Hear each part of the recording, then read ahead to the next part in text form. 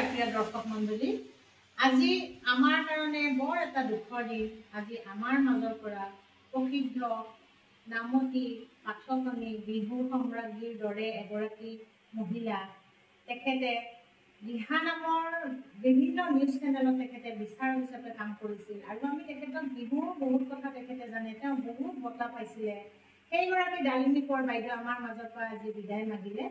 তেখেতক আত্মা সদ্গতিৰ কাৰণে মই মৌন প্ৰাৰ্থনা কৰিলোঁ।